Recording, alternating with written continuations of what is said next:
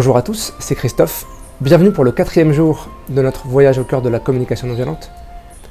Aujourd'hui, je vais vous parler des 3 grandes catégories de comportements et de pensées qui, en fait, créent de la violence puis nous séparent les uns des autres et nous empêchent de contribuer au monde comme on aimerait.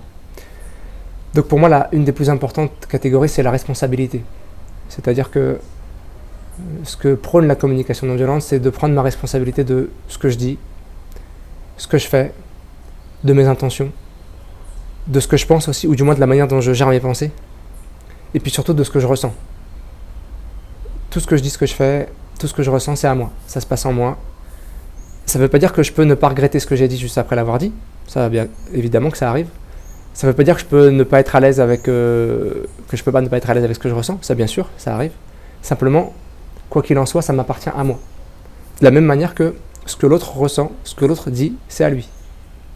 Et donc, si je prends ma responsabilité, je vais aussi récupérer mon pouvoir d'agir sur ce que je dis, ce que je fais, ce que je pense. Et je vais aussi laisser à l'autre son pouvoir d'agir sur ce qu'il dit, ce qu'il fait, ce qu'il pense, et sur ses intentions. Donc ça, c'est la première catégorie.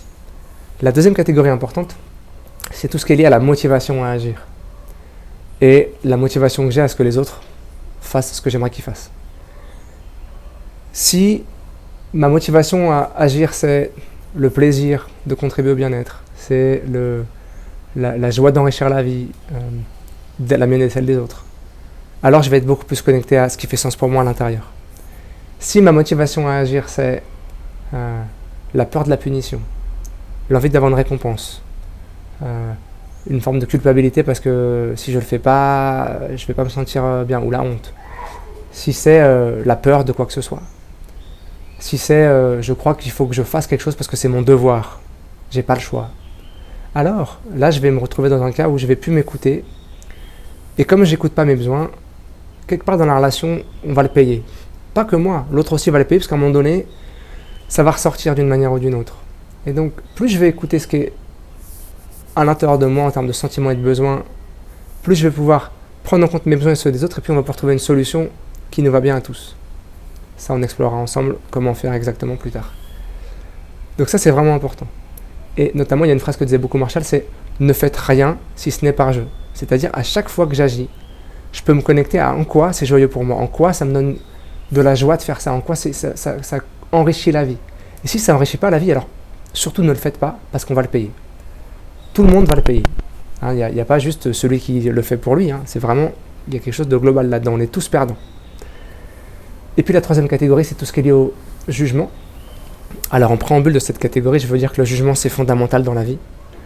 Sans notre capacité à juger, on serait tous morts depuis longtemps. Pourquoi ? Parce qu'à chaque seconde, notre cerveau, il décortique tous les paramètres d'une situation et il juge si c'est dangereux ou pas. Exemple, je traverse la rue, il y a une voiture qui arrive.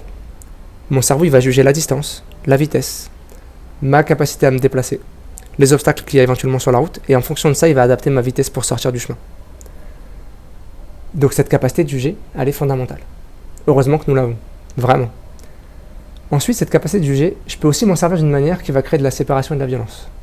Par exemple, je vais juger que ça, c'est nul. Que ça, c'est mieux que ça.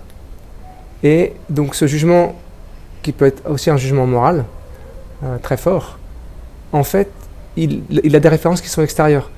Je pourrais très bien parler de ça en parlant de ce que je ressens par rapport à ce que je vois, en parlant de mes besoins.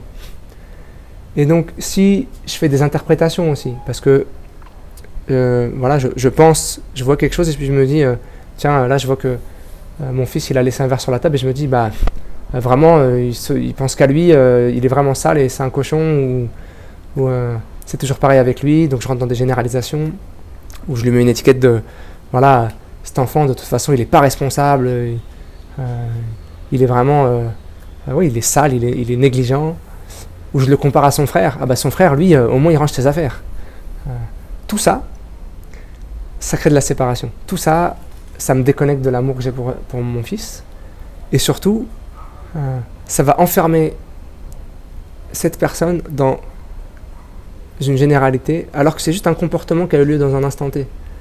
Et donc, je peux sortir aussi de ça, de sortir de nos étiquettes, sortir de nos boîtes, pour juste, ok, je regarde ce qui se passe dans un instant T, et puis, je parle de ce que je ressens par rapport à ça.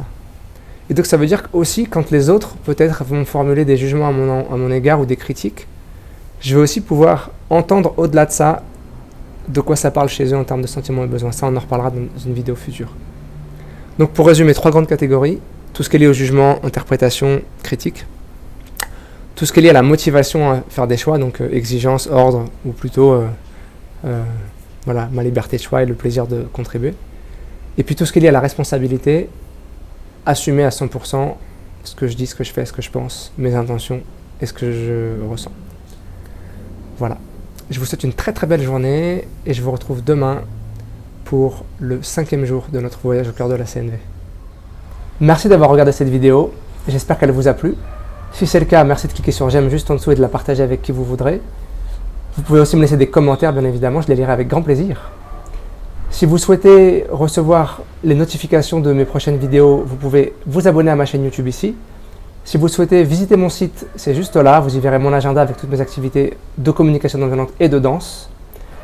Je vous souhaite une très belle journée et à très bientôt.